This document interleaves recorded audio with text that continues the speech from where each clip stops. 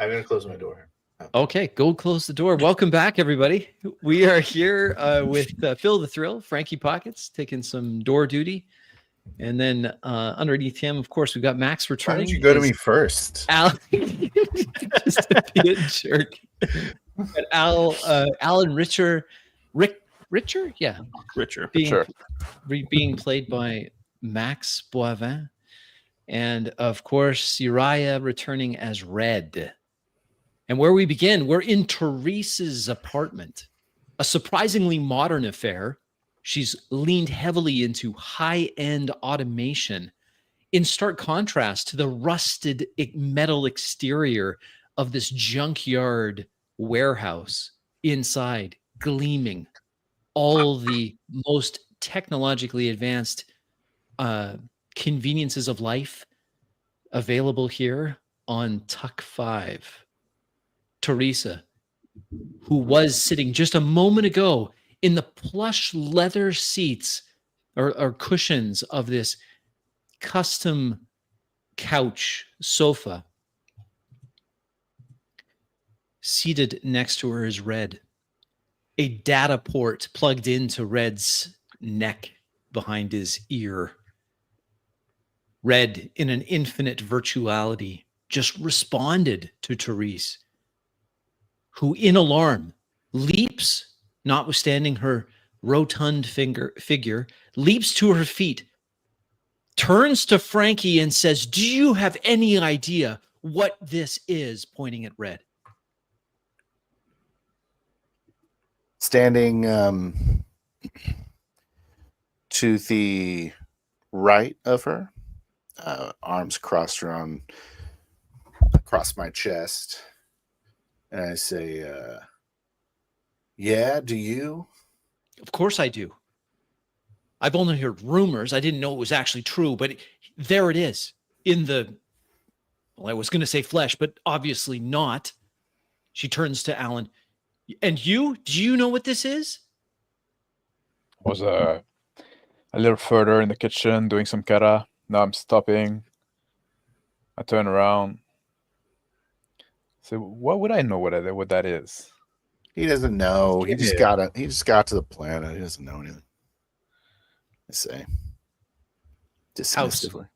She says, "House, increased security, level 4. A dome opens on the ceiling that is over top of the coffee table. Black. It swivels. Oh, you're being so dramatic. I Dramatic? wave my hand at her as I walk towards the beverages on the kitchen bar. Breathing heavily, she stoops down next to Red, bends over, looking carefully into Red's face.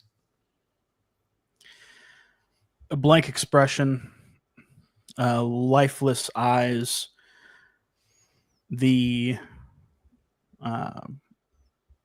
inside my head, this vast white expanse. I look down at myself, and I'm me, plain.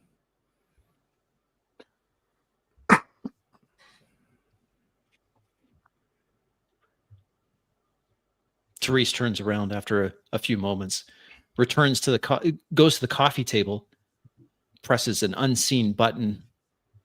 A panel opens. She takes out a package of cigarillos.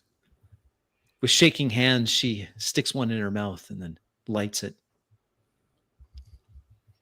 You act like it's the end of the world. I pour myself a cup of coffee. I've been living with the damn thing for a month.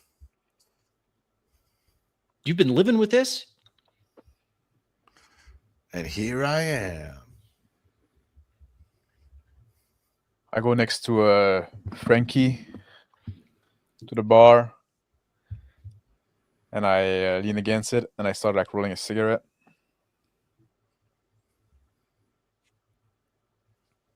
Clear my throat. I look over at him. I say, "Hey, you want to roll me one of those there, Alan?"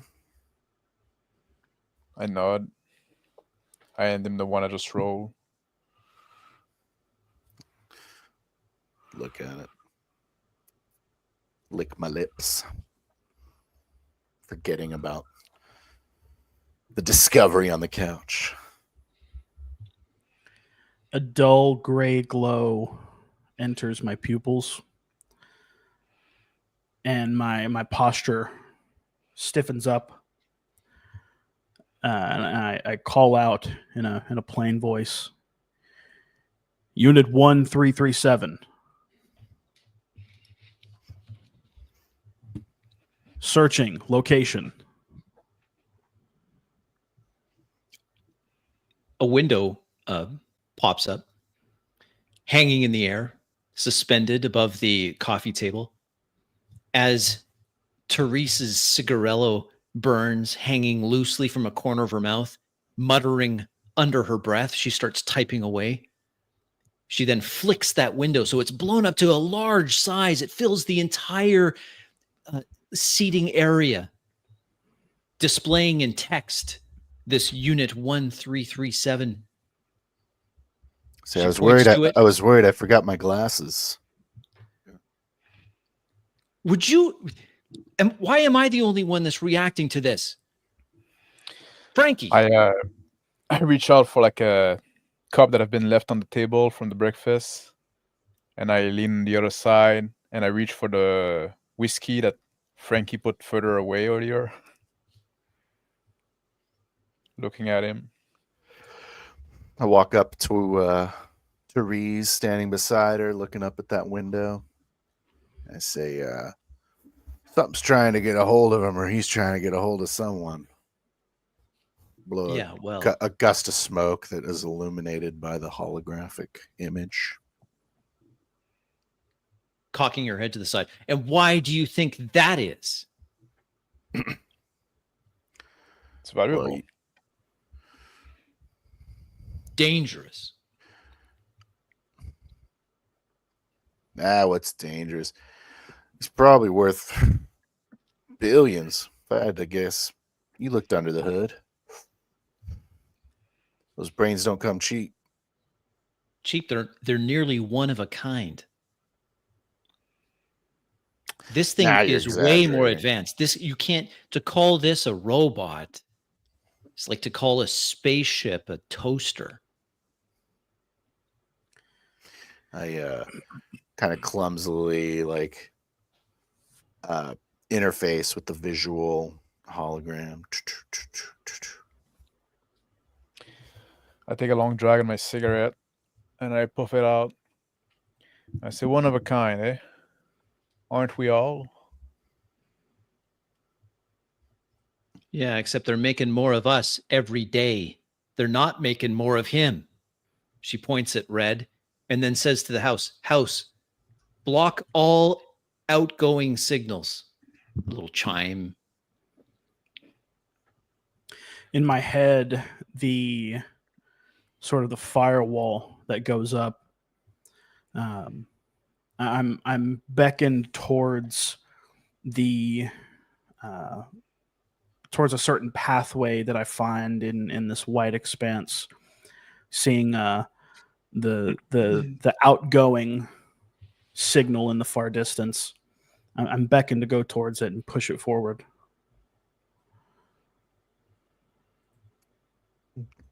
I'm squinting my eyes, looking at it.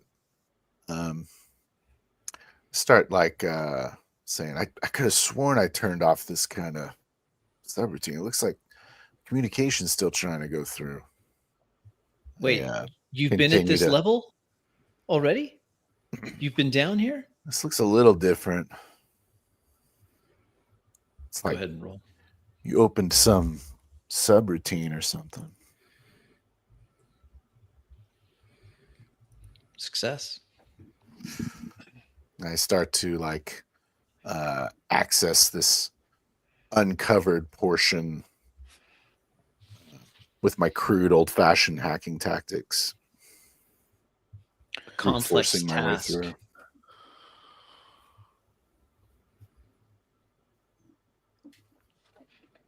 Frankie, I take a sip of a whiskey. There's something I should be worried about? Well, it depends. Sorry, What? I asked Frankie. Sorry, Therese, I asked Frankie. Yeah, but he's busy. Well, it depends, Alan. Start pressing some buttons. I say, if you start hearing some helijets outside, I'd probably start packing. Packing. Tapping on it. I look at my shoes by the door. Take a crack at this subroutine. One of the fives.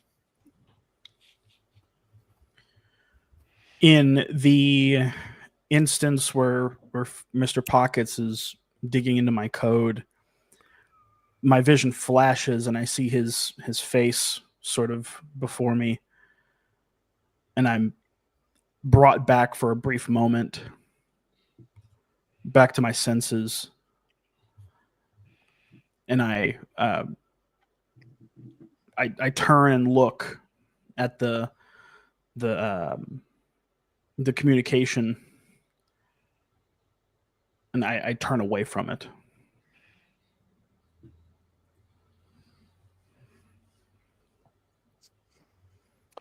There you go. See? Piece of cake.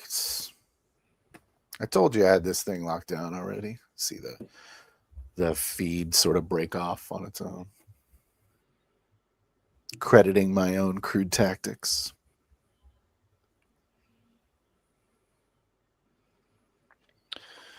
I look at Frank and Therese, slowly smoking, not getting what's happening. Like, I'm not worried yet.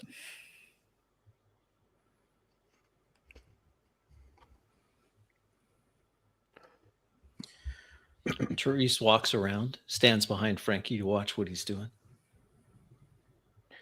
You still got some tricks, I see. But the code's closing up. Look at another window pops up, just a coding window. Coding language is rapidly streaming by. She points at it. It's locking you out. 1. Failure. Red. The virtuality closes. Room materializing in front of you again.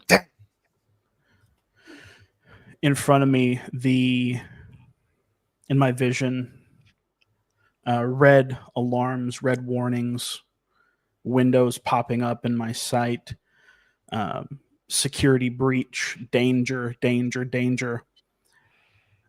And I stand up straight, the dull gray glow in my eyes turning red.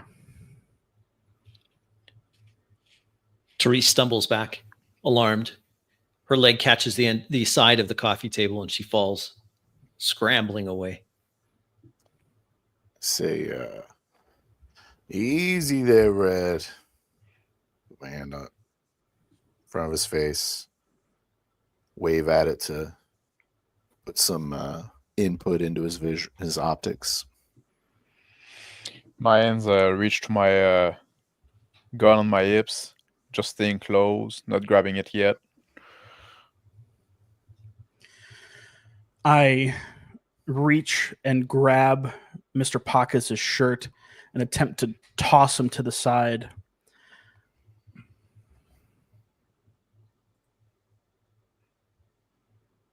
I'll make one of those a 5. Just sprawling across the coffee table, start rolling. My knee. A black shining orb that was hanging from the ceiling, security level 4, a red targeting laser paints Red's chest as Therese scrambles. I start walking after Therese with determination. House security. 5. Laser emits from the black shining orb.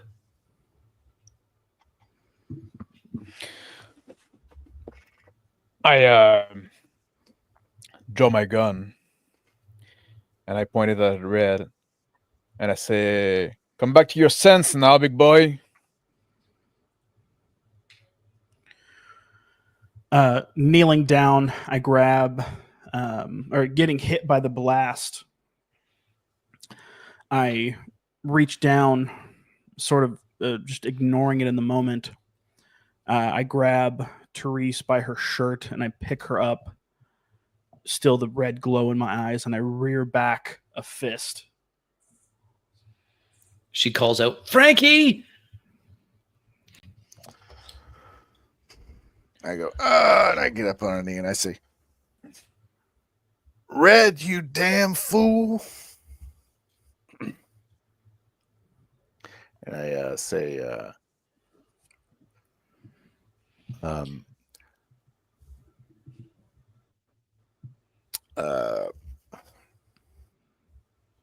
say, get ready to draw, partner. Try to appeal to his Western coding.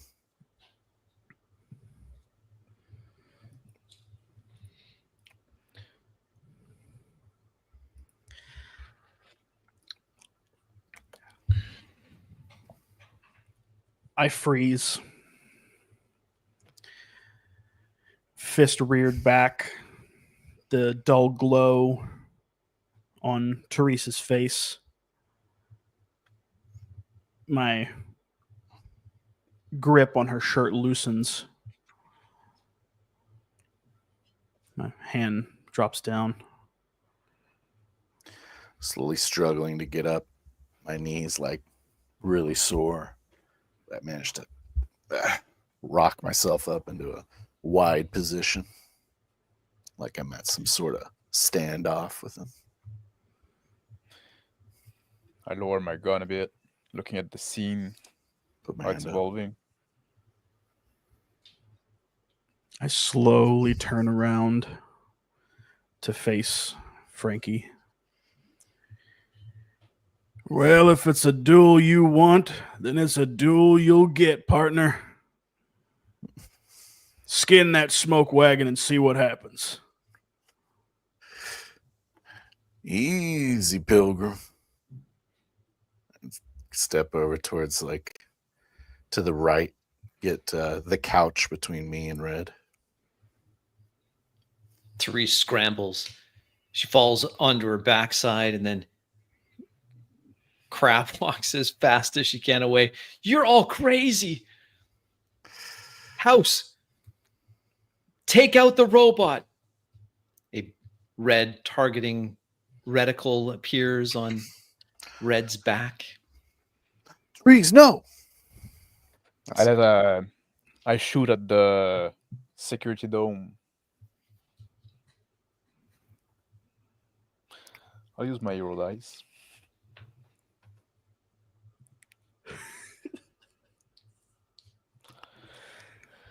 Failure. Just at the ceiling of this pristine house. A second reticle, a little targeting dot appears on Alan Richard's chest as the house identifies a new threat. I yelled, that was just a warning shot. Good, sorry. That was just a warning shot. Shut the system down. Let's not go crazy. Let's not shoot at each other. I swiftly turn at her cry. I swiftly turn and also shoot at the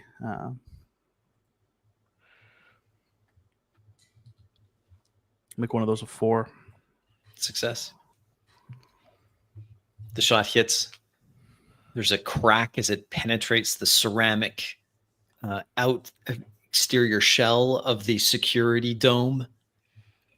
It fizzles. Therese calls to stand down, stand down. She's fiddling with something at the base of the coffee table. I put my hands by and say, everybody, stop shooting. I twist my gun and slip it back into its holster. I Am lower I- my gun toward the floor. Therese! Finally getting whatever she was fiddling with, she rolls back onto her back, pointing a heavy caliber shotgun at Red's back or Red's chest. Hands in the air, my vision returning to normal, the red glow turning back to the gray. I say, billions, Therese. The barrel of the shotgun just shakes. She's obviously shook up. Bent cigarello still stuck in the corner of her mouth, but now bent at the end. With my gun pointing at the floor, I slowly move to the side of Therese, saying like, let's not go crazy now. We can get this under control. It's one of a kind, like you said. And then I take a draft of my cigarette, and I throw the butt in her face. I rush her and grab the gun and put it down. All right, roll.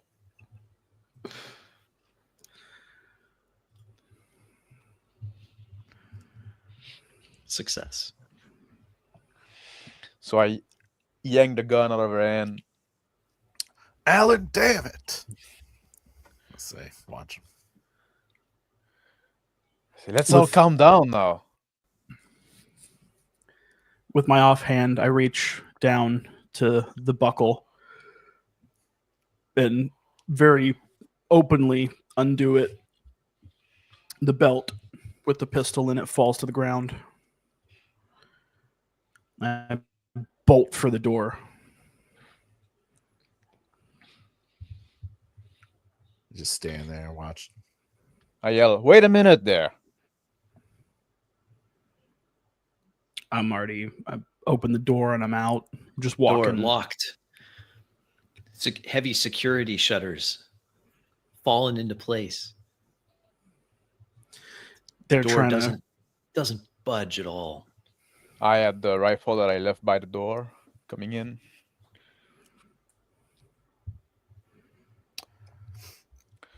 to turn the handle. Oh, this dang thing work. I walk up to Alan, or I walk up to Therese, and I say, come here. And I offer her my hand. She slaps it away. How dare you? And I was trying to help. I just saved your life. That's the gratitude I get. You brought the bomb in. Because it didn't go off this time, I'm supposed to thank you. She struggles up to her feet, straightening her house coat. I need someone to help me. You seen what's in there? You think I you could? were the one like going in there poking at the wire and shit. You asked me. I didn't ask Hey, shit. I put my hand up to Alan. I said, hey, she's helping me. All right. I raise my hand up. The shotgun in one. Look, he's just, that's what he does. He just neutralizes whatever threat he sees. Alan's a good boy. All right. I want my shotgun back.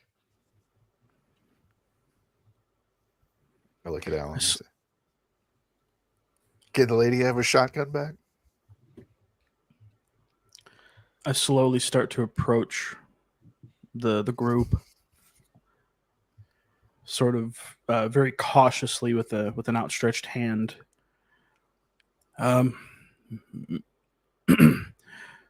Miss Therese, I'm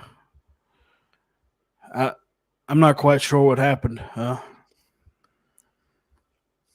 For what it's worth, I extend my apologies to you. Didn't mean to spook you there. She takes a half step back and just looks at Frankie. Not a good time, Red. All right, maybe you can. He's trying to be a gentleman, guys. Like, give him a. Let's all relax and have a drink. look at Alan like, it's still breakfast time. I look at Therese and I say, Therese, he is worth a lot of cash. That's why I wanted you to look at him. I knew you wouldn't believe me. Well, I believe you. But now Of we've course got you believe new me now. problems.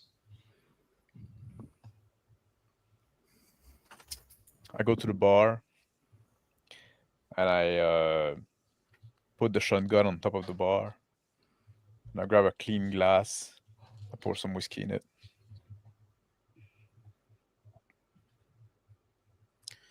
I'm off to one side, sort of leaning against the wall, looking dejected, looking guilty,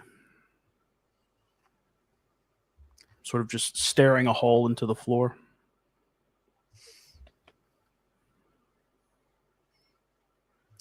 Kind of following Therese around, pleading to her, and I say, She's listen, I got him. I kept him around as sort of a rainy day thing, and it's pouring right now, okay? Frankie, what is your plan? She nervously walks around, pacing. I don't the have a floor. plan. You keep talking like he's worth money. You're going to try to sell him? Who are you going to sell him to, Frankie? I approach Therese with a big glass of whiskey. I say, here, have that. It's gonna calm your nerves, your nerve a bit. Like you're gonna make rush decision if you're nervous like that. She puts a plump finger right in front of your face. She's going to say something, and then she just grabs the whiskey and pounds it back. There you go. Now somebody with some sense. Don't I look you at Frank. start with me. She starts pacing again. At the mention of selling, my gaze raised to look at Frankie. And my mind begins to race with what ifs, hypotheticals. In my vision, there's all sorts of schematics and probability calculation just going through my head. I start smacking my own head, trying to calm it down.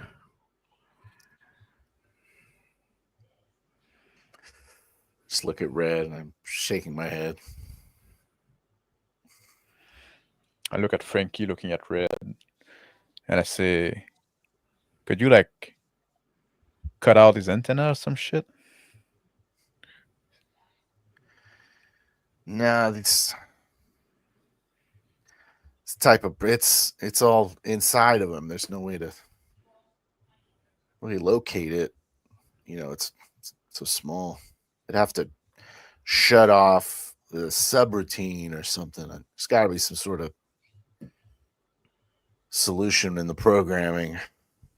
No hardware switch. Not that I found. You're not giving me much confidence, Frankie. I had to go change my drawers after that excitement. When I come back, I'd like to hear what we're going to do about this situation.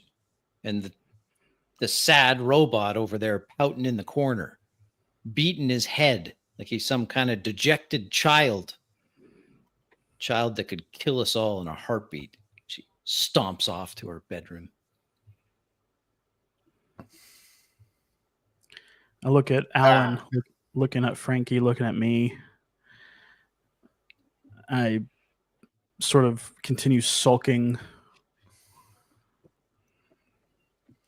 Look over to my pistol over on the ground, still by the couch.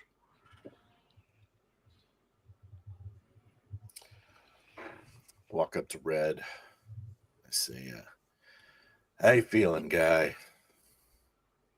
And inspecting him. Without looking up. Well, Mr. Pockets, I don't really know how to put it. My mind's going a mile a minute, or excuse me, 2 kilometers a minute. And I'm not quite sure what the hell I am. I think it'd be like 1.4 kilometer. I look over at Alan. Thanks. It's more of the same. We'll figure it out, all right, Red? No. I see. I look up. I see the half-burned cigarette I threw at Terry's face on the ground. I pick it up and relit it.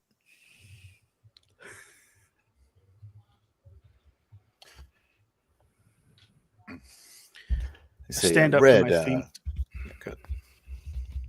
Get up to my feet, sort of at the encouragement of Mr. Pockets.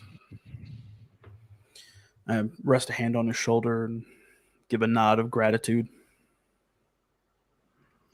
Pat him on the side. I say, Red, did you think you got off a communication? Well, it's hard to say. The pathway was opened, but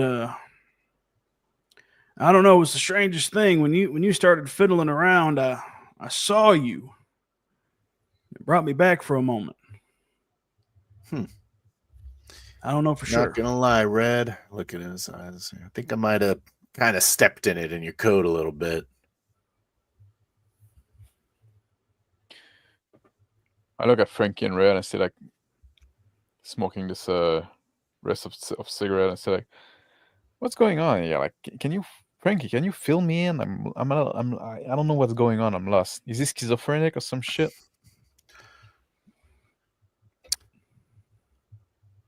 I turn and look at Alan and I say, he's an android. But he's a very advanced android. Never seen anything like this before. And I look at Red, wondering if he even understands anything I'm saying or if he can put it together. I say, and he used to work at some sort of theme park. But he just stinks of military. Kind of high science. A lot of research went into this guy. I look at In Red the and top- say, "So who are you, big boy?" In the top right hand of my vision, the text that says Reenactment Entertainment Droid, the acronym for RED, it fizzles a bit. Well, Alan, I'm not quite sure. As far as I knew, my entire life I was just a swashbuckling gunslinger. Kind of person you wanted on your side in a firefight, but seems that rabbit hole is going a lot deeper than we thought.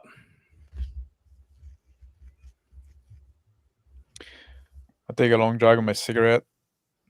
I puff it out. I say, "I'll tell you a secret, Red. None of us is very certain of who we are. But the important thing to figure out is who you want to be." And I smoke again, looking very satisfied. Take a drag. Nodding at Alan.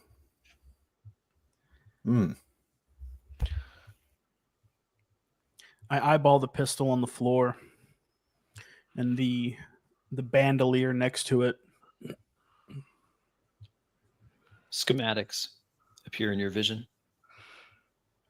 A new tactical overlay, identifying valences in the firearm just at a glance, the probable accuracy, as well as the bandolier, the charges, calibers, everything just laid out there.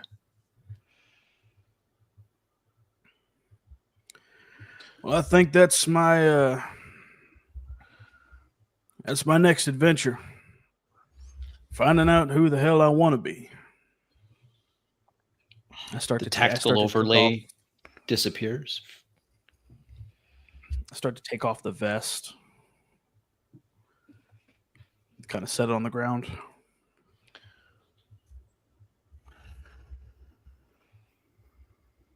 Say, Red, can you run a little diagnostic on yourself? Tell me if you're got any more strange anomalies coming our way.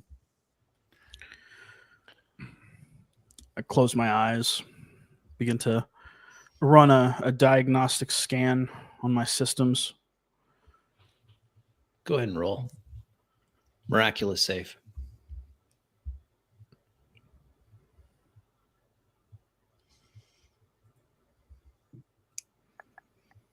Here it I.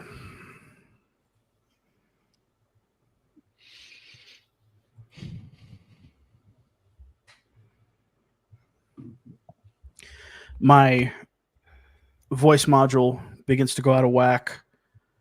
I begin to speak in various languages, calling out different commands in Russian and Chinese and all various and sundry alien languages. And it becomes a feedback loop. I look at Alan as Red kind of appears to lose awareness of the surroundings. Say, I look at Frankie. I say, like, there is one fucking like that. And I pick my jacket from the couch, put it on my shoulder, start walking toward the door. Where are you going? I think we should split. We should leave here.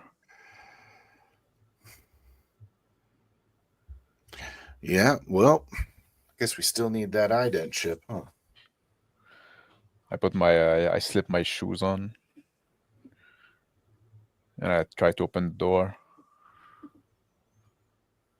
A red light still slowly blinks above the door. I slowly walk over towards Alan. I say, what's your next move, Alan? I say, House, unlock the door. It just beeps. Command unrecognized. Voice print inaccurate. I say, fuck. Red. My voice at the call of the house, there's a brief moment of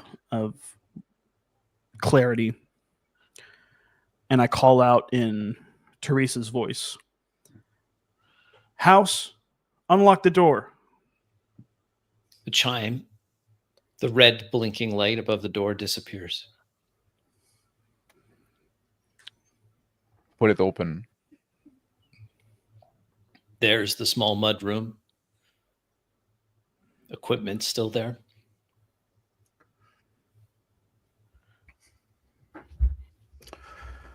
I say, well, I can't leave the damn thing here. I gesture back at Red. Obviously not. We're taking him with us. She's gonna fucking. Well, you look like you're walking shoot out the the thing. door. Yeah, you can bring him over.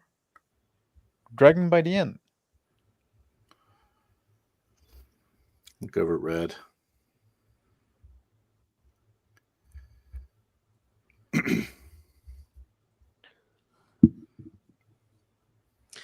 I'm still sort of in that feedback loop. It calms for a moment.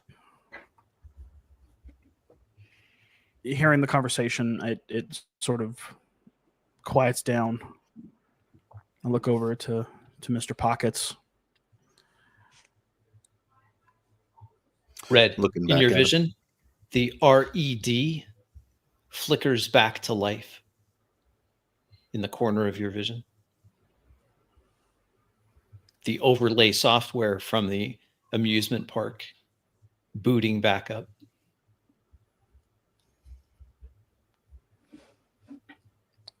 My eyes go back to normal,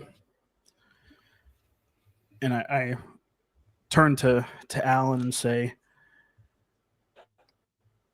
Well, all righty then, partner.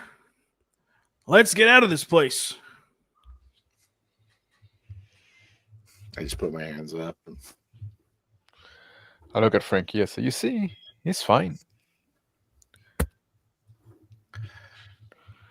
Walk over and Whose grab my house large are we pack. taking? Yours or mine? Fine-ish.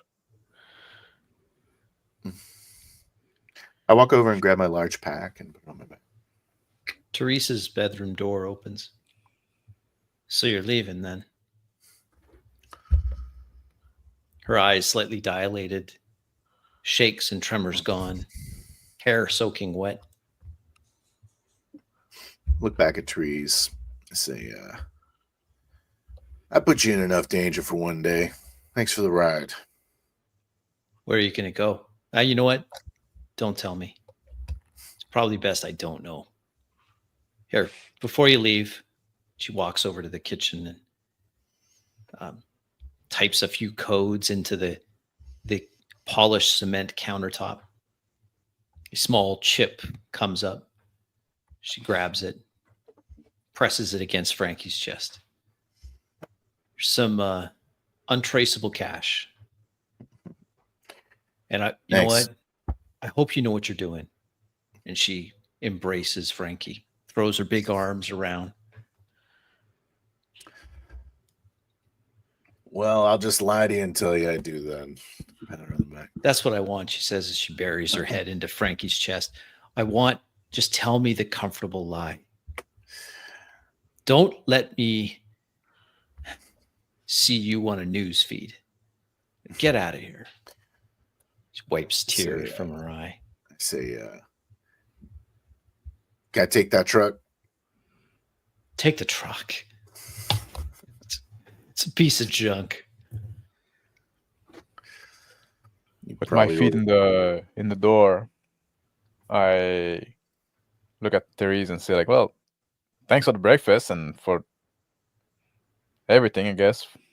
Sorry for the hole in the ceiling. And I wave at that Red. I say, come on, boy.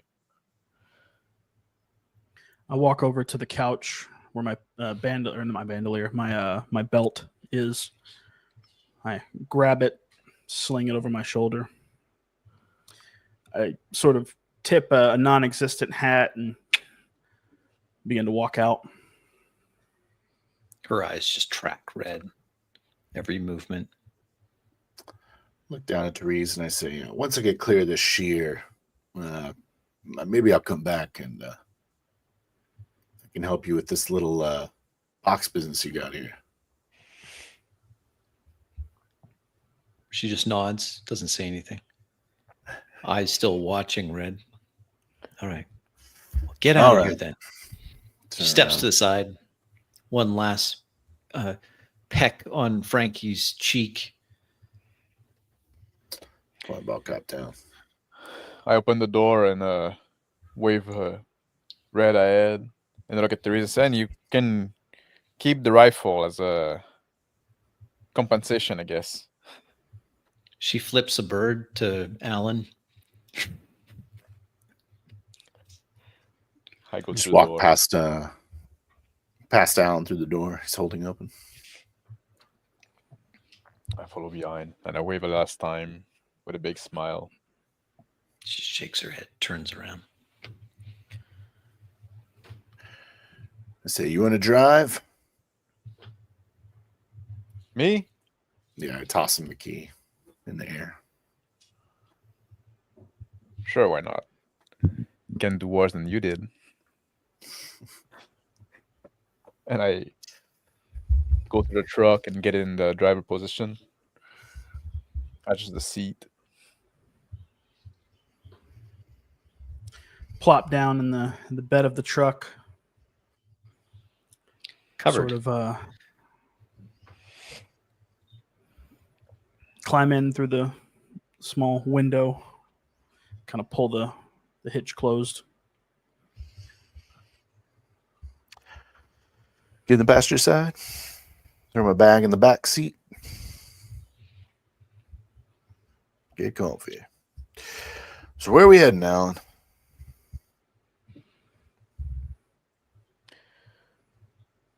I start the truck and I get out of the driveway. I go on the road. I start driving, nodding my head, not replying to Frankie.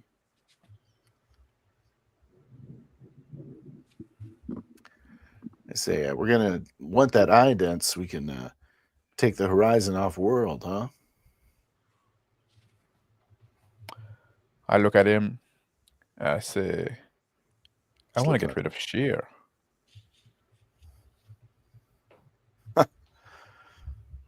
Sorry, what did you say? I look at the road. I look at Frankie again and say, I want to get rid of Sheer. That's what I thought you said.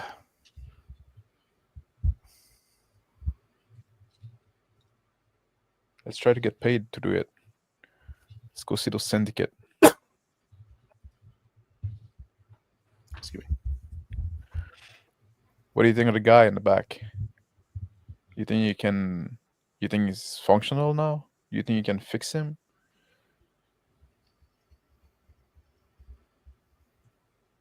I look back.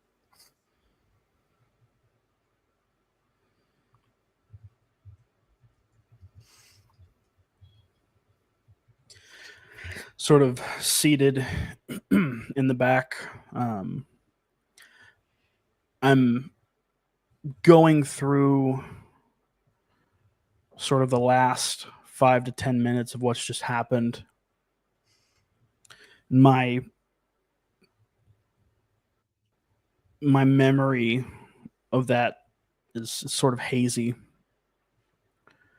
I start to try to put the pieces back together of what just happened.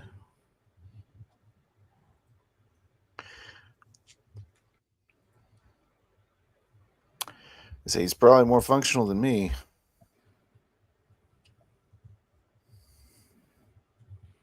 I look at Red. At Frankie, I say like, Dirty Duck didn't do the trick. It's just my bum leg. Damn Red.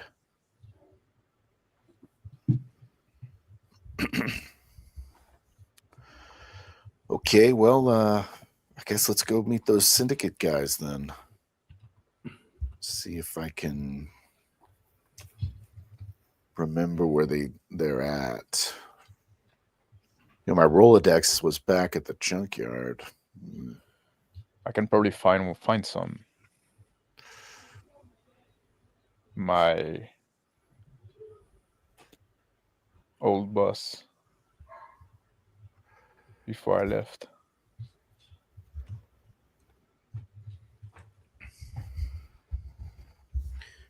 I got your back Seated. now. Seated in the back of the truck, we go over a little bump, and my body kind of lurches forward, and I slam against the back, and my back hits the bolted metal plate, metal panel on my back, delineating my directive.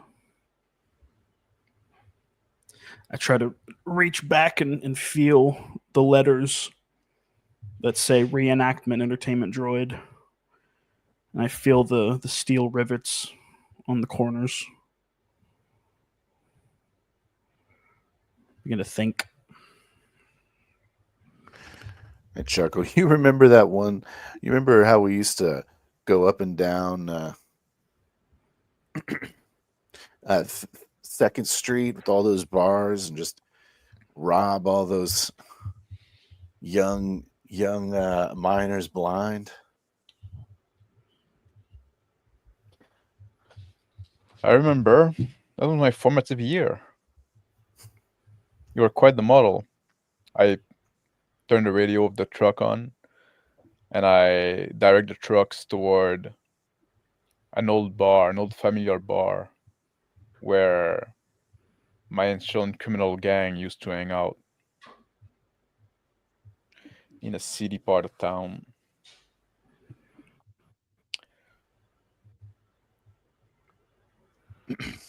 They just thought that they drank all their money away. They were going to, anyways. I remember one time you got pretty hammered yourself. Stopped stealing the money and started going for the booze.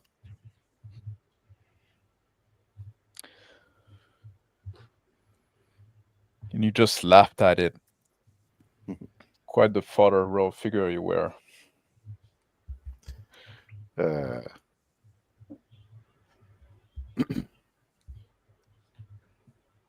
Well, boys will be boys, Alan. I did the best I could. It's okay. It's not like you were my actual father. And I stare straight ahead in the window. I pull the window open on the back, sort of poking my head through again. Well, where are we headed to this time, fellers? We're gonna go see some old friends of mine, Red. Try not to shoot any of them, but be ready to if you need to. Roger that, Alan. I look at at Frankie. I say, Alan. I should have said that.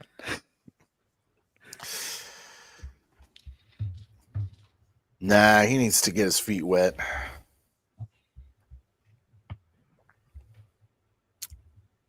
He probably won't shoot us. Him or somewhere else. Well, it's in my programming to, or at least I think it is, not to hurt the one that I'm attached to, and that's currently Mr. Pockets. Although I did give you a pretty good scare back at Teresa's house. Yeah, I rubbed my knee.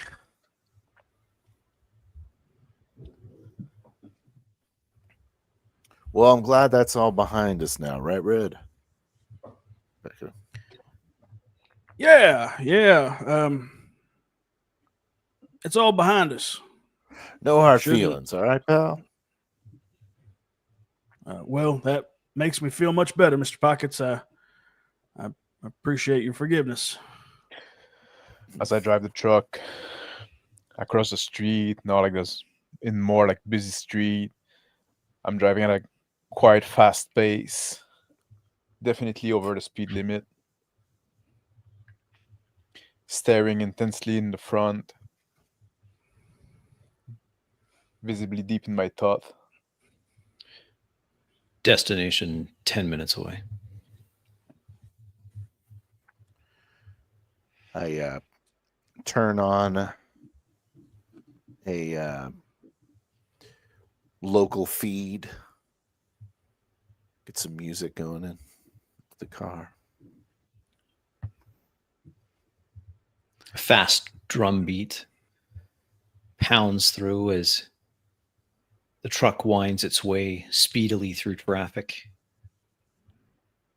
Up ahead, a faded and half burnt out LED sign. It flickers in the perpetual twilight of this district, announcing Basso's.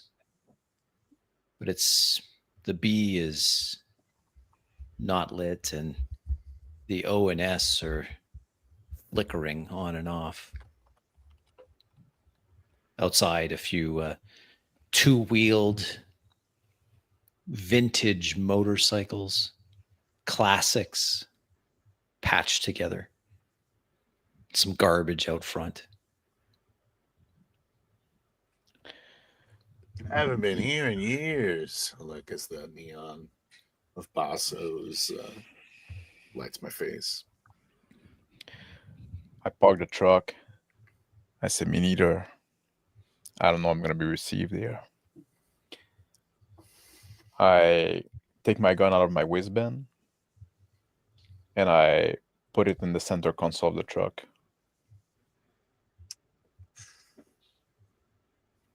Flip my collar I up. hop. I clamber out the back, close the tailgate, and my eyes catch the choppers in front, and I'm just enamored.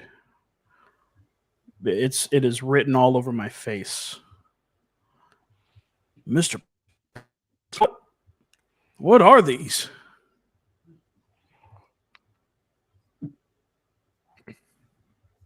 Motorcycle's red. Put my hat down. I get some sunglasses out and put them on, trying to disguise my face just a little bit. I have seen my fair share of steel horses, but never one as pretty as this one. Man. I take off my jacket. I throw it on the driver's seat of the car. Make sure to grab my tobacco from it. Keep in my slack pocket. And I fill in my pocket a little like seashell shaped capsule. Make sure it's there. I say, Red, you might want to leave the gun in the truck. You don't want to go in there strapped in. You might take it wrong. Holding the belt over my shoulder. Oh, well, if you say so, Alan. And I walk over to the truck to set it on the inside. I look at Alan, a little unsure of the decision, but walk around the truck. I say, yeah, well, let's make this quick, all right?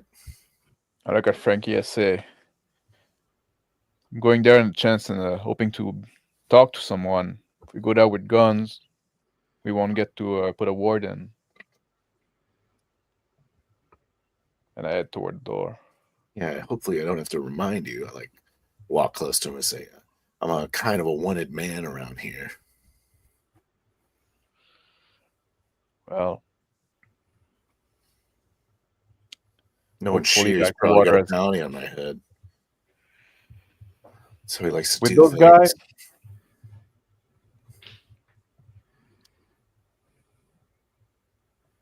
we'll see. My hope is that those guys are not too fan of Sheer. Credits is credits. Kilo dollars. I crouch down and sort of lift up behind the cover of the truck. I lift up my trouser leg and inspect one of the prop guns I have stuffed in one of my boots.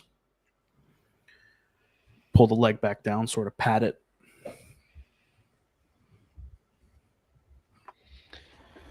Muffled sounds of industrial music permeate the faded, hard plastic, fake wood door of Basso's. A wire mesh covers cracked windows in the front. Flicker of some libations advertising cheap beer. A smell already, the air permeated by stale alcohol smell. I walk in and I go sit at the bar. It's dark, poorly lit. Off to the right, a small stage with a chicken wire covering it, barrier between the tables that are set. Place mostly empty. Following Two leather-wearing men off to the side, drinking. And then the barkeep, of course. Following Standing. behind Alan, I take a good sniff of the air. Faint grin on my lips. Sit down next to him. Step inside. My readings of air purity tank. The air pollution though typically lower, now that I'm spending more time next to Alan, it is much, much lower. I look over to the stage, walk towards it. I look at the barkeep and I say, the usual, Jerry. Starts, looks back up, puts two thick forearms on the bar, leans forward to get a good look. His tattooed forearms, scars from innumerable bar fights. Nah. Alan Richer. You've got to be kidding me. Boy, Chuck is going to want to hear this. You know, I always like a good joke. He leans back, leaning back against the bar on the other side of the bar where the half empty bottles, various spirits line. They sit before a broken mirror that hasn't been repaired since the last bar fight. I say, You're the listen, Jerry. last person I expected to wander in here. Listen, Jerry, if Chuck wants me dead, he can shoot me, but don't let me die of thirst. Okay. He looks over to the two bikers in the left side of the bar as they looked ready to jump to their feet. They sit back down, return to their drinks. What do you have? I have my finger on my temple and I lean close and I say, "Hey, Jerry, is anyone looking for me, maybe?" He stops mid-pour. Yeah. Frankie. I suppose you're going to Family want to reunion. drink something too. What, my money's no good here now? I Get a seem to little recall frustrated you and I still put have my an open fingers- tab, old man. He puts two glasses down in front.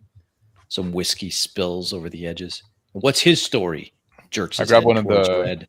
I grab one of the whiskey. I say, an open tab. That's going to be convenient. And I don't win the whiskey. Put it back on the table and point at it. Staring at the stage, I walk over to one side of it and pull on the door to the cage. It swings open.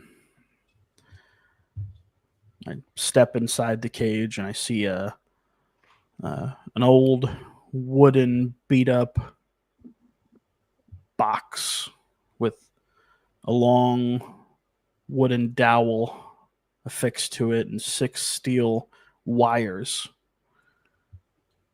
Begin to scan it.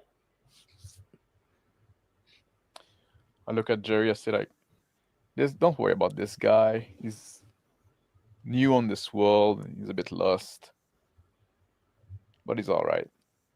So you brought a lost puppy to Basso's? Well, you know, I always have a sweet spot for lost puppies. Sorry, Frankie, you were asking me something? Surprise, surprise. Already asking for favors. Listen, the only reason I didn't close my tab is because you guys stiffed me on that salvaging job. All right? Now we're going to start pointing out things that happened years ago. I just try to quiet down. If we're going to start pointing out things that happened a year ago, then, we'll be here all day. I just want a drink, and I was wondering if anyone's looking for me. That's it. I look over at the Barkers for a moment, put my fingers back up on my temple. I put my hand on the bar in front of Frankie, between Frankie and Jerry, and say, like, let's try to remember the good time instead of, like, going after a stiffed woo, right? All right. I look at the empty glass in front of me. It's fine by me. So, And I Holding I this- swap my glass with Frankie's glass. Holding this this pick up the wooden box with the steel strings on it, scanning it up and down, the schematics in my head giving me a good idea of what it is. I hold it to myself. And there's a microphone on the stage. I walk up to it.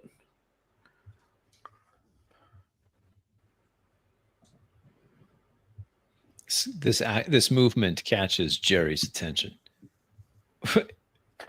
Is new guy gonna play us a song? Hold on. He turns around to a console and turns down the pounding industrial music. Goes quiet. The two I look at bikers the- take notice. I look at Jerry and I say, "Don't expect too much. Probably gonna be."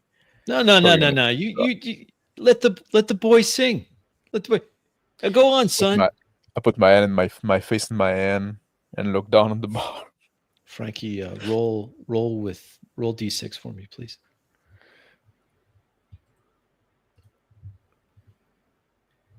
Jerry hit a button when he turned off the music underneath the panel. I say, "What'd you just do? What'd you just touch down there?" And I like lean over the bar. Hey! What'd you do? My bar. Easy, Frankie. I look at Frankie. I say, "Relax, man. He just signal Chuck that we're here. Which is fine Exactly. by us. We came Chuck to talk owns to this Chuck. place. Chuck's going to come see it. Now, why don't you relax and have another whiskey, Frankie, on your tab? He Yeah, pours I messily. said, as I drink whiskey that was poured for Frankie originally. Jerry I waves it. Red. grab him by the Come collar on. and I say, "You tell me what you pressed." Your boy told you. He through gritted teeth, his voice fetid. I told you. I put my I hand let on the, Chuck know when someone comes in that Chuck is looking for. I put Yeah, my I hand knew on Frankie's neck, and I pull him back on his chair. I say, "Relax, Frank. Relax. We came The to talk to Chuck." two bikers start shouting at Red. Hey, sing us something. Come on. I drag my thumb across the 6 steel wires, and a dissonant twang emerges from it. I begin to turn the knobs on the head of this guitar. A Until it's- squeal from the overtaxed amplifiers. It pops and squeals, that dissonant sound. One of the bikers grabs a half-empty bottle of beer in front of him and tosses it. It smashes against the chicken wire in front of they start laughing. Jerry looks over at them disapprovingly, but then back at Red. I start to finger the chords to an old country tune and start to sing Cowpoke. Go ahead and roll.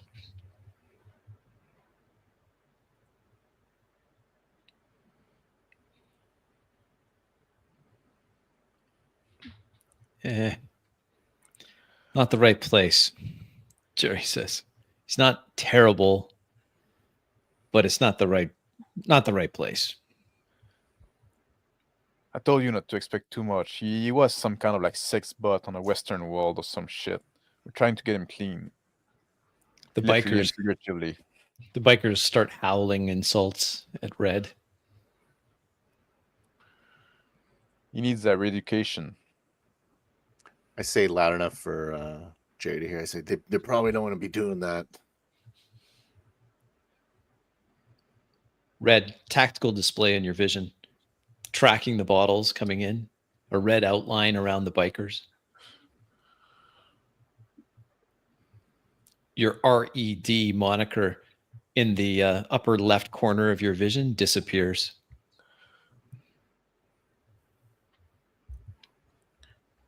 The song stops halfway with Cheering from the bikers. a loud bang.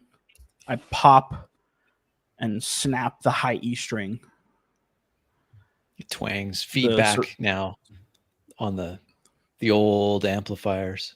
Pop and sizzle. A door yell out. opens on the far wall.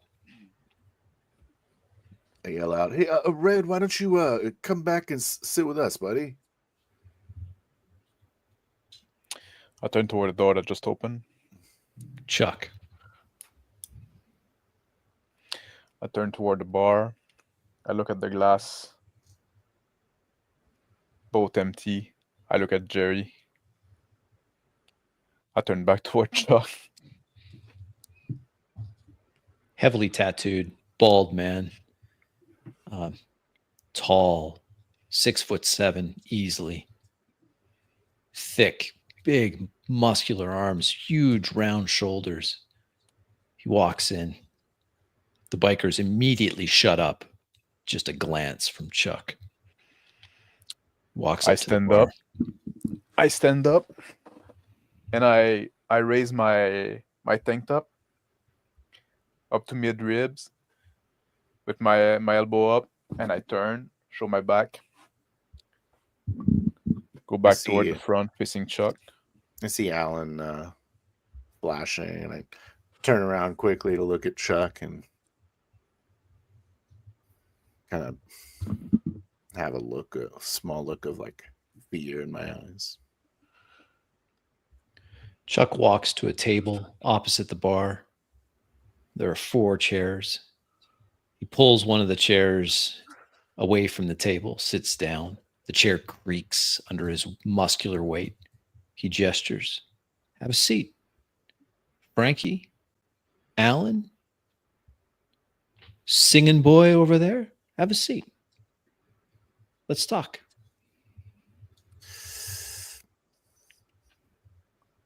I head Sit toward down the the guitar. table,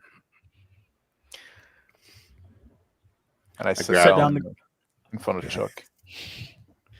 I grab the empty glass and I take a drink. And I put it back down. Walk towards an empty chair. And I say, glaring Chuck. at the 2 bikers. As I exit the cage, I walk over to the table, take a seat right next to Mr. Pockets. Chuck leans back, smirk on his face. With a gesture from his hand, Jerry appears. He brings a freshly uncorked bottle, puts it down on the table. Quickly, 4 shot glasses around. Jerry takes a few steps back, standing just a few steps away. Chuck gives a big sigh. He looks steely eyes at Alan. I take I'm just grabbing one of the shot. I'm looking at it.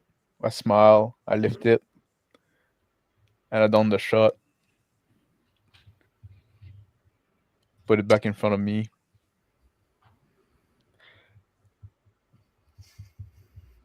Look at Jerry. Squint out. I look back at Chuck, ignoring the bottle.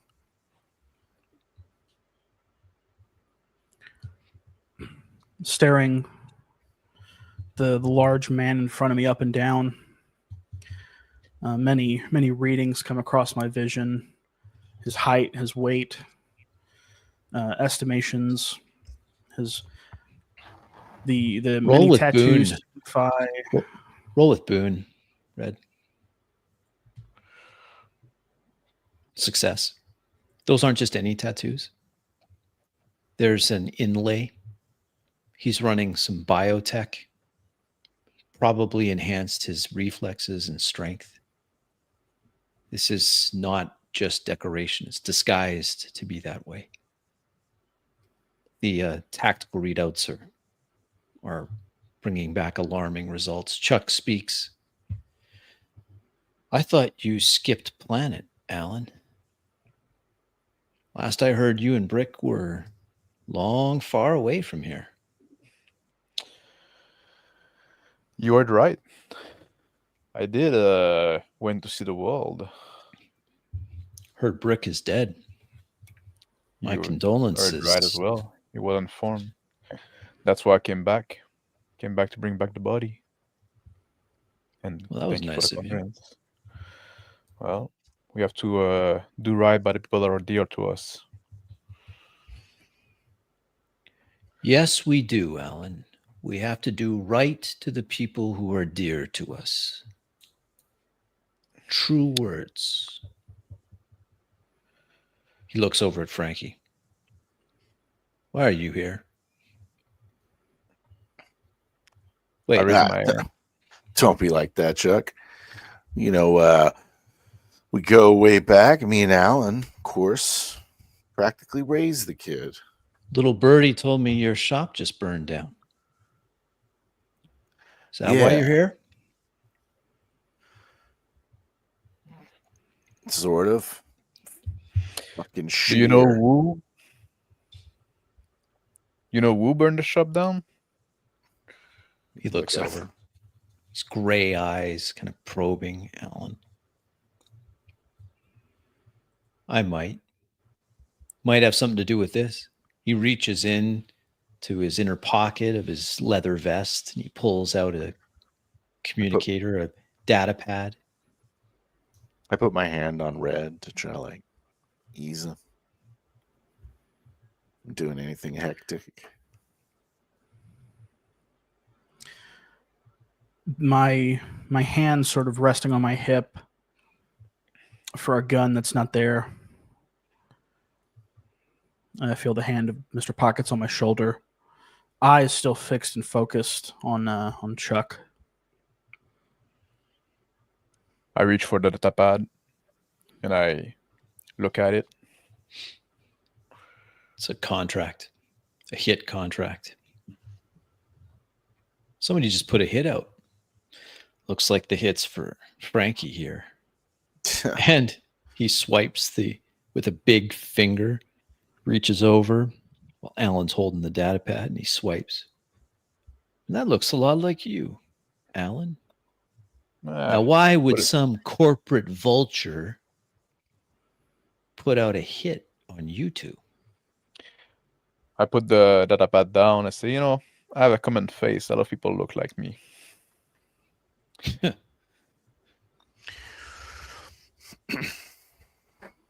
I look over at Jerry and I said, I bet this guy wanted to turn me in for it too, didn't you?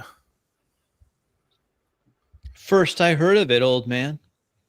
Oh, and Chuck, looks like Frankie's ready to close out his tab. Huh. Chuck just raises an eyebrow.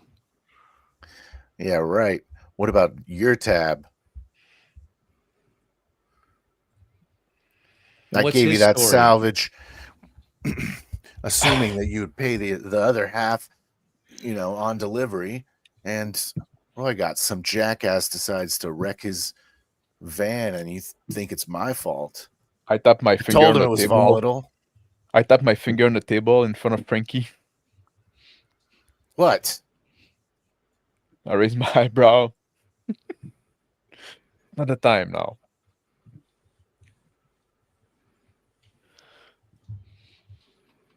All right. What's his story?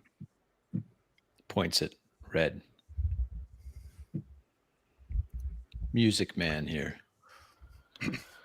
Just a bot helps me guard the junkyard. Had him with me. That doesn't look like any Whitfield automation unit that I've seen. Why don't you try the truth with me, Frankie? His eyes turn. His head slowly turns. Looks over at Frankie. For once, I say, what? It's the truth. he shakes don't- his head. Success. I found him in my junkyard one day, and I set him up. I don't know what the hell this thing. You know, is. that's just stupid enough that it probably is the truth. So back to this. He points at the data pad. Some corporate slime ball, one of the vultures here picking our bones, wants you guys dead. I straight up in my chair and I say, you know what? I'm coming back after a few years of absence. And I don't like what those corporate vultures doing to this place. people from off-world coming here, picking picking the place clean, right? Like you said, right? Just like that's no Jerry good. nods and then spits on the floor. Yeah, that's right. That's right. And he picks on us little guys just to drive Yeah. us out of the system, thinking they can just take over where I left. Where I I push it. was. I push that pad back toward Chuck, and I say, we might have a bit of a disagreement with Mr. Shear there. I'll say I got more than a disagreement with them. I'm looking a little flustered, eyeing Jerry and then Chuck. So you want us gone, and I hear that a lot of people around here want him gone. I'm listening, Chuck says. His eyes then turn to red. Been awfully quiet for a music man. I ain't got much to sing about. It's a funny accent. Where'd you say he's from, Frankie? Some pleasure world or something. They do this little song and dance with the country western theme or something. I don't know. That's where I've been trying to place that voice actor, but I can't figure it out. That's what he does, though. He says partner a lot. Show him, Red. Apparently, he's I look One at of the Chuck biker and yells out, "Oh, it's Beck Tash. He sounds just like Beck Tash." Jerry scowls at the biker. The biker sits down quickly. I look at the Chuck and I wink and I say, apparently he's fully functional.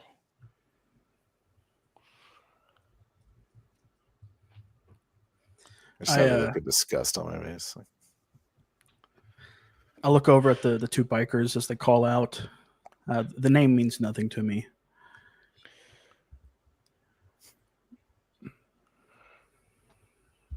So he's a bot, Frankie. Yeah.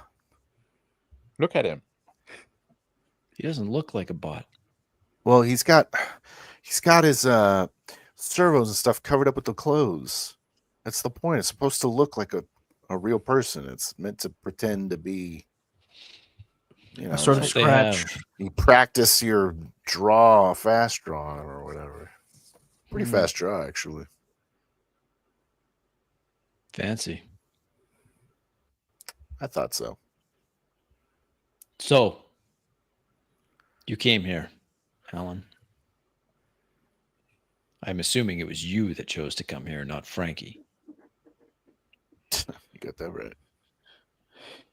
You got that right, bro. So,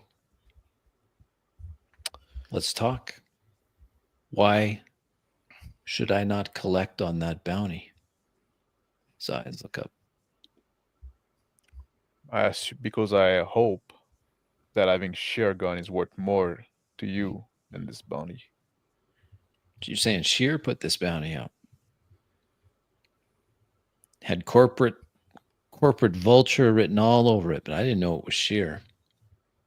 Oh, it's Sheer. Why are you messed up with Sheer? Why are you mixed up with him? We had You know where standards. I am. I came back and, I don't know how things are going. I came back here after years. I don't know what the big players are anymore. So that's why I came back here, right? I know you. I know your crew. You know me. Crew. Not much left these days. Well, I'm sure you can connect me with the big player. The people that would be interested, and all the way to the chain, everybody's getting paid and everybody's getting something they want. We do business. Well, it's like they say, half the fun of building the house of cards is picking up all the pieces when it all falls over. Everybody gets something. Whispering from the bikers in the table. I'm telling you, it's just like Backtash. Jerry silences them with a glare. I'm grabbing the empty shot glass in front of me on the table and I'm rolling it on the table, making a little noise with it. Chuck's eyes don't leave Alan's face. He weighs I it stop. over.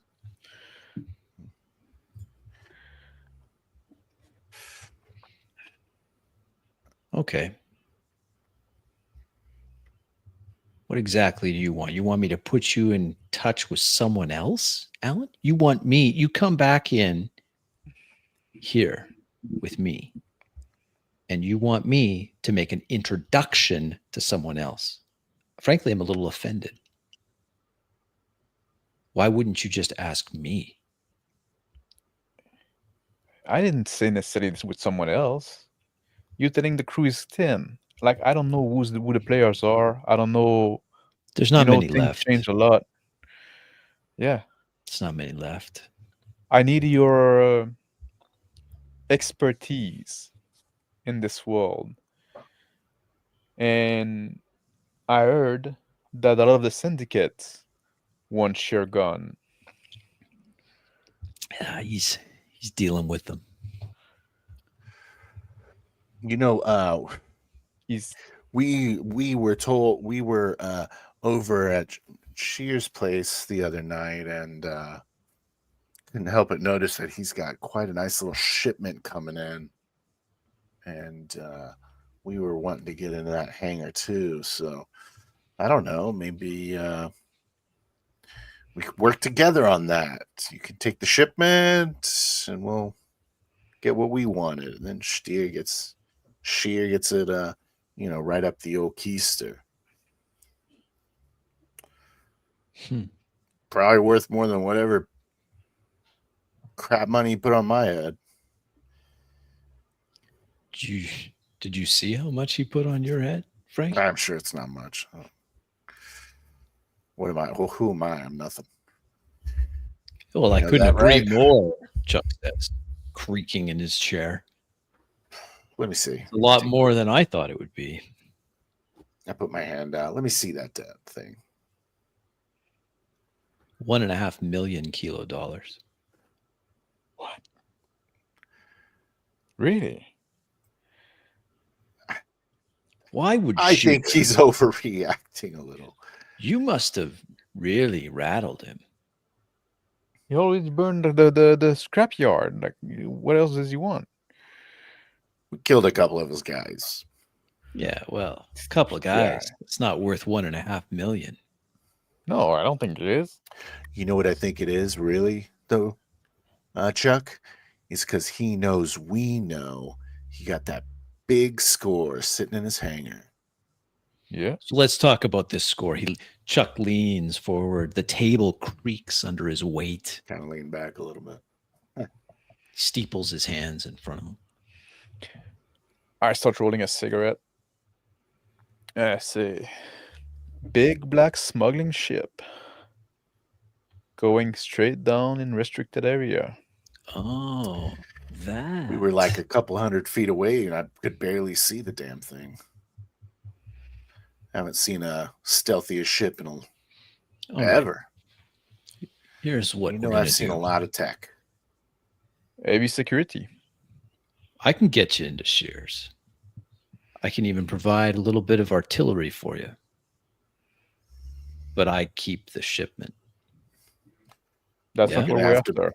You're gonna have to bring someone to take it out on their back. Yeah. Oh, I'll take care of that. Okay. I look over at Alan and I go, If we can, we create some distraction, you create some distraction, we spread them out, we take each what we want. If we work together, we can all come out of there with whatever we want. He leans back again. I Frankie said, no, what we want is of no Hey. interest to you. just puts up his hand. yeah. Your junkyard is no more. So what are you doing? You just want revenge against the guy who did it? No, I want what's in the hangar. I mean, look around, shake my head. I got a couple little stashes around the town, you know.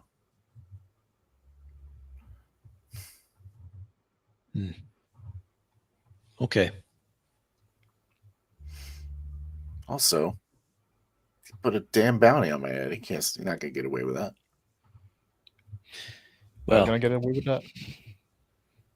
that is a problem.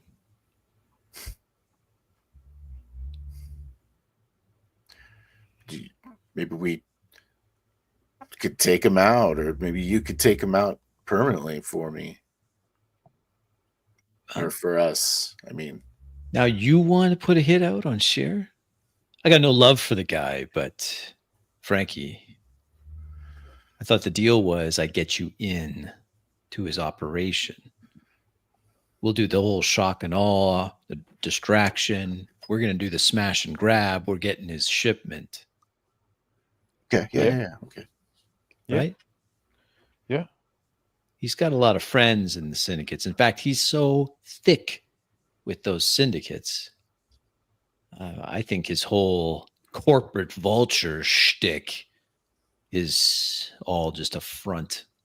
Oh, you think so? That's why I come to you, Chuck. You see, that's the thing I'm missing here from being away for so long. I Not was under missing the much. impression he was the other thing. Like he Oh, he's accused that us too. He's of that working too. for the syndicate. So I'm No, he's assuming some of the nervous. syndicate want him gone. Yeah. He's And I nervous. assume that if he was gone, that there were probably some syndicate that would be happy to fill in the vacuum, right? Yeah. That's why Those kind that's, of alliances don't last. You know they don't. It's hard Yeah, enough I to know get you a don't. crew that lasts. and It's I'm not going to last. and I know you, and I know that you know where the wedge need to be inserted to make it break. Okay. That's why I'm coming to you. Where does he come into this? The entertainer. Hey, he's Looks just extra over at muscle Red. for us. He's just extra muscle for us. I told you he's a security bot. What do you think he does?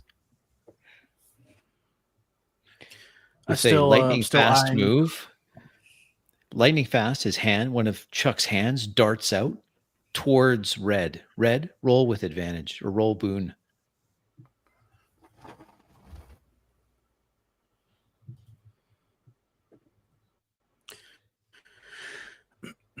Failure. His hand moves so quickly, the air snaps. Red's reflex is almost as fast. Chuck's massive hand grabs Red's neck. Red, roll with boon.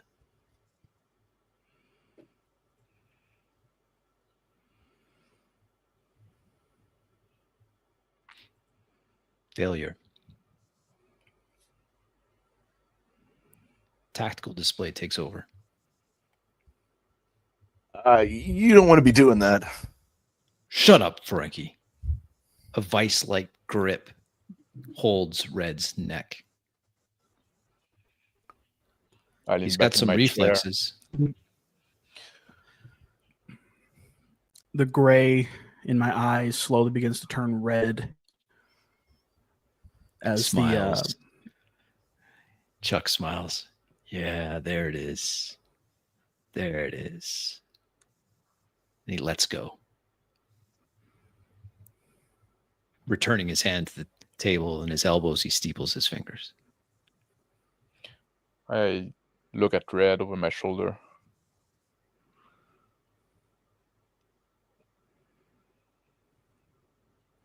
sort of crawling on the ground over towards the bar. I kind of use it to lift myself up, running a quick diagnostics scan on my upper half.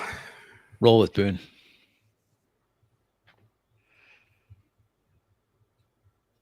Success. Minor denting in the dermal plates of the neck. Vice-like grip, no damage.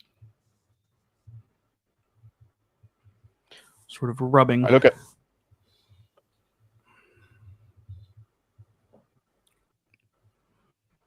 at Chuck. I say, you don't want to fuck him with it, right? It's like he's like a pit bull, right? You know, good security dog, but you know, you don't just go like kick him in the ribs for fun. I Gonna told get you, bit. you know, I really just keep him around because he adds this kind of flavor. You know, he deals well with the delivery guys. You know, it's like they always kind of remember. You know, it's like, Yeah, hey, he sounds just Bill, like Beck don't you miss me?" Tash. Yeah, Beck Jerry's Tash. like, would you shut up already? I mean, it sounds just like Beck Tash. Red, roll with Boone.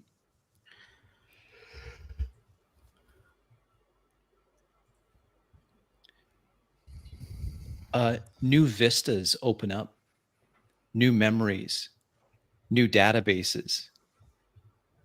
Like a keyword has been spoken, giving greater depth, greater understanding, greater amounts of control. The RED flickers and then becomes an option selectable in a menu.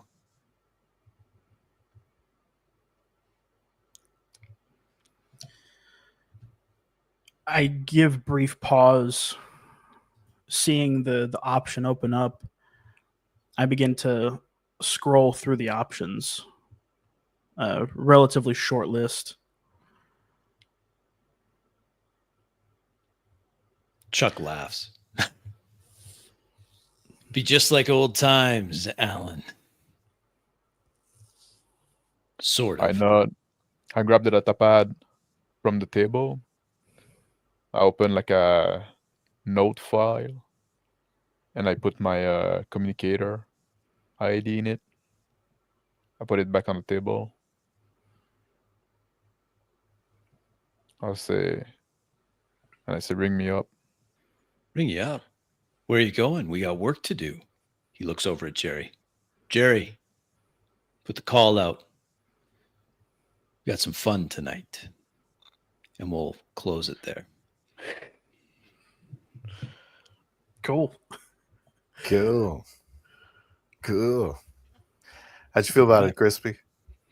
It was good. I had some I had a mistake where I misheard Max, and I thought he had spoke to Therese. He instead spoke to Frankie. So my cover for that was that Therese she was the Yeah. one.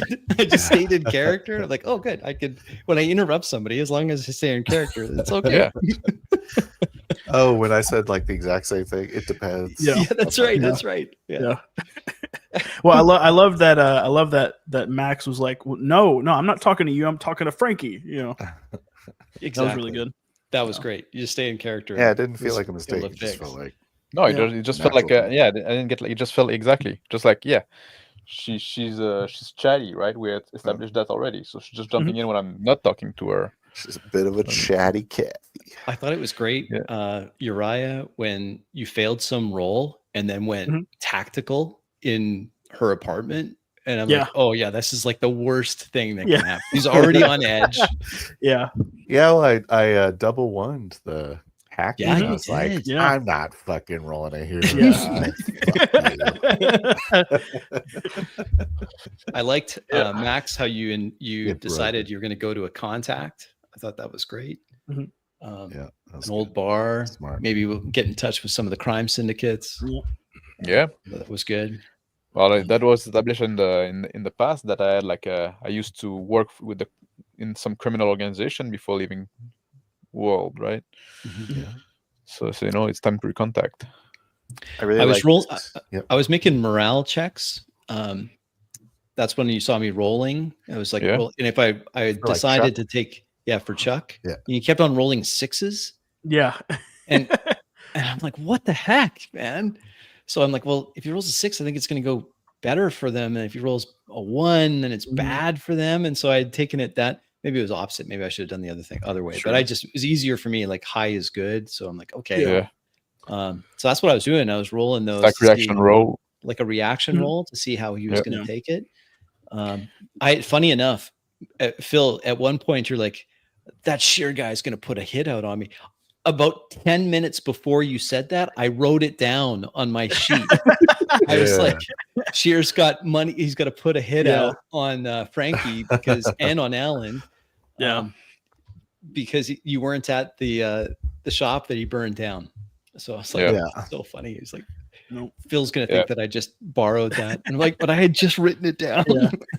It's You okay. like it that we took you like some place that you know. I did. I actually enjoyed reacting to your I'm going back to see an old contact at this Yeah. bar. Yeah. I really like that. And then at first I was like, I already chose the guy's name when you're like the old contact who was like Chuck. And then, Yeah. but then you're like, hey, Jerry. And I'm like, oh, cool. That's Yeah. that's two the of other them guy. now, yeah. So now Yeah. there's Just two. the barman. Yeah. Well, I yeah. also liked our impromptu relationship between me and these guys. It's kind of I like it. too. I love how Frankie's just like, yo, you're Frankie's like, hey, not only Alan's like, like, no, not like, calm down. Yeah.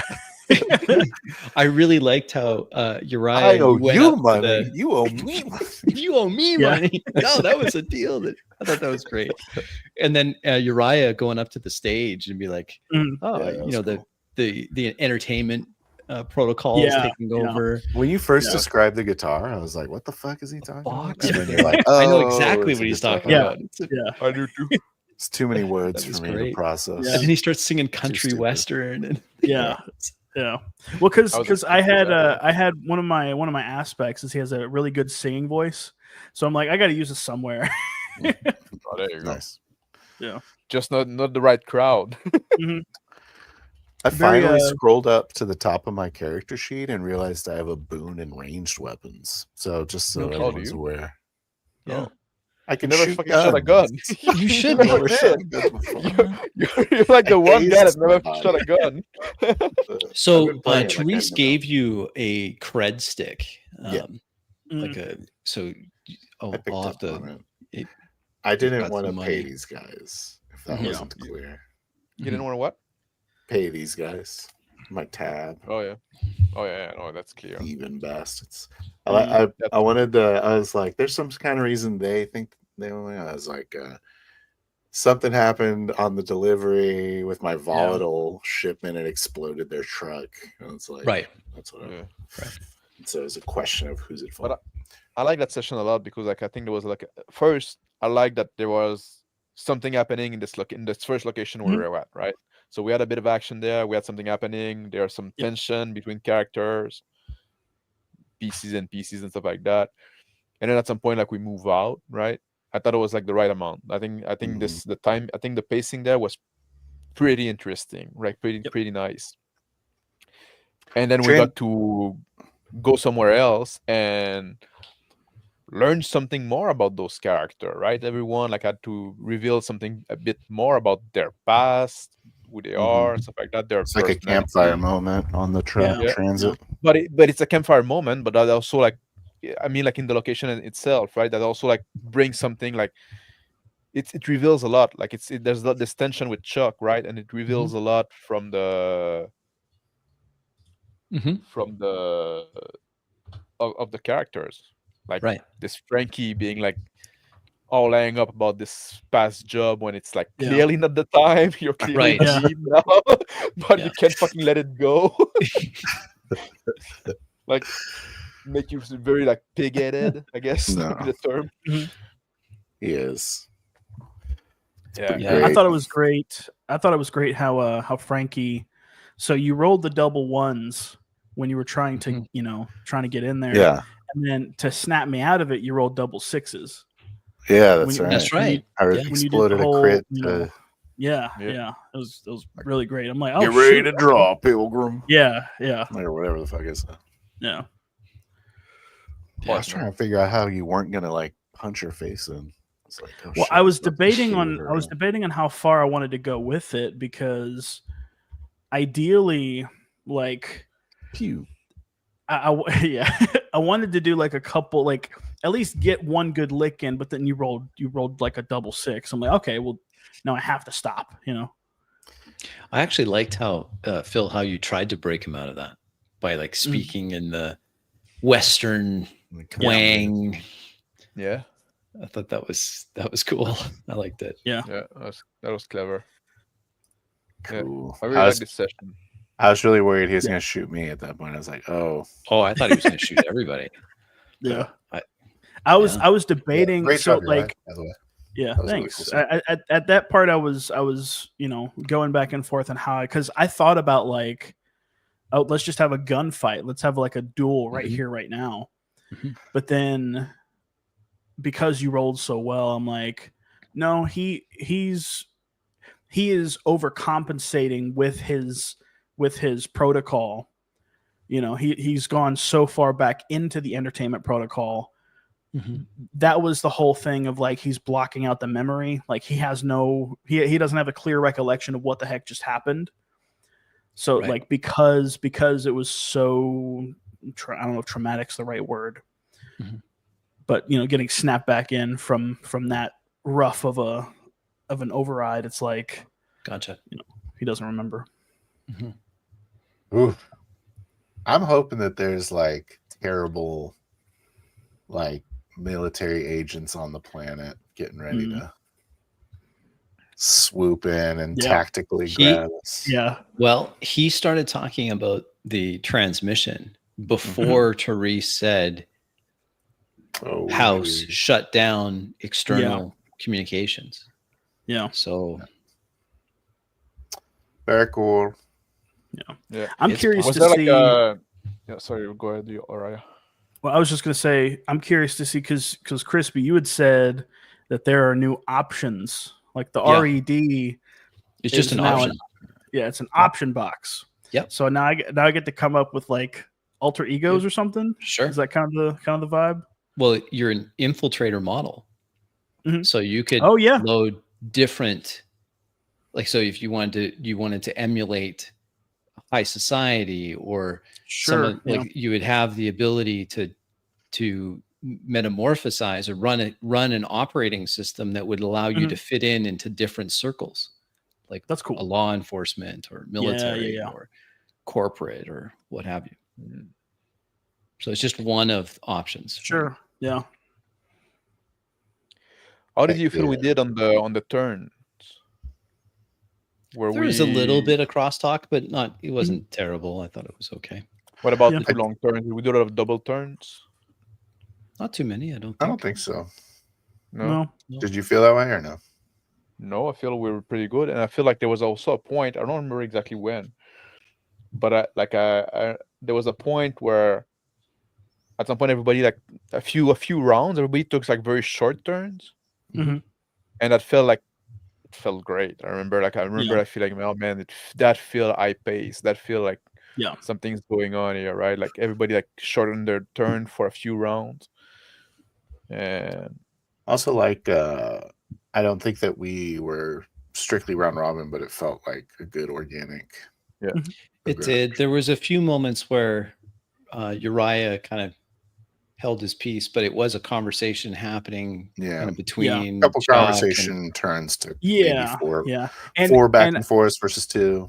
Yeah, sure. And that it's a tricky thing because I'm really playing the odd man out. When you have two characters that are so steeped in the location, right? They're both from there, talking to people that they know. For me to kind of be the odd man, the bump on the log, who has little to no connections, I don't have a whole lot to say, and it would be kind of weird for like but I think that's the point where you should have like some anchor action that you're like kind of have ready, because like sometimes also like those conversations would go back and forth, but I felt like we gave you kind of chance to chime in, right? Like there was a little blank there, a little dead air, and then if you didn't chime in, right, then we pick up back the conversation. But that would be like the perfect time to just like give this anchor action, saying like, I'm okay just sitting there, I still exist in the world, you can keep on going, Sure. So that's my advice there. Yeah. Right on. Well, that was great. I think we'll cut it off here before the 2-hour mark, which is crazy. But hang around for a little bit after we end the stream. I want to thank everyone that watched. Those that'll catch it on the replay. We had a good time with this. This was a 4D style game, so you'll see the players are coming up with things to flesh out the scenes. In some cases, even locations and NPCs. And using Easy D6 as our base game. Please check that out if you haven't already. This is not a sponsored game, but hey, DM Scotty, we love you. So you're welcome Please to come and sponsor us. watch. I'm just kidding. Yeah, no, we don't. Order Easy D6 with the Yes. coupon code. Yeah, that's right. Yes, I don't have yeah. a coupon code. You don't need it. It's not expensive. It's the shipping's a little much for those of us. Crispy outside of the US. 5. You get 5%. Yeah, that's right. Get 0.5% off. Yeah. Thanks for watching on the replay, and catch us for the next one. We're going to keep going, of course. And I think that next week we may have a change of pace. I know that there's a game that we want to finish up. It's a discussion. Yeah. We'll talk about it after as we end this public part of the stream. Yeah. Yeah. All right. Yeah. Any closing thoughts? God bless y'all. Thank you. Yeah. That's a great way to Thank end. No, well, later. we didn't. Thank you for people that watch live. But also there was people in chat. Oh yes, Not only Grognar guy. Yeah. That say, can I offer some unsolicited advice? Yes, of course you can. Yeah, you don't can. need- Absolutely. That's the No whole one point of being listens to that unsolicited. kind of advice. I should warn No. you. Yeah. Or if they do, they're not happy about it. That's right. They're never happy. The Red Rocketeer, thanks for dropping in. And the Van, a Howdy. return viewer. Thank you, sir. Yeah. Justin Howdy. came to say hi. Thanks, Hey. Justin. And Howdy. he's working on his D&D campaign during the show. Hey, that's called prep. You should talk to Yeah. us later. And Azimuth giving us the watch. Appreciate that. And of course, No One Wake the Bugbear podcast. Oh, is True that Gentlemen. Yeah, that's Yeah, the they did a Mothership great guys. job. Best mothership podcast in the world. Is Way these better guys. than a certain popular YouTuber whose name Oh. rhymes with chesting creased. I don't know. Yes, we should just comment. Hey, you should check out this mothership game because Yeah. it's phenomenal. Oh, you're talking about Presting Feast? Yeah. Oh. So Hey, Dice Tales. good to have you here, Dice Tales. Thanks for jumping in. He's got better internet now, so we do have a Call Got of Cthulhu game to finish up. Nice. You got the Lewis, which the Lewis definitely gonna Rossman do that. Clippy. Louis Yeah. Rossman Clippy, Clippy. yeah. Yeah, he's Clippy now. Boss And man. RPG Gen Exile, Awesome. return viewer. Appreciate you, sir. Thanks for coming by. Always here. Wow, that's great. And yeah, and all the other lurkers, we appreciate you. We do. Yeah. Thank you for being here. So, All all right. and for the third time, we'll try to end the stream. Have a good one. We'll see you, you guys later. Bye. Bye.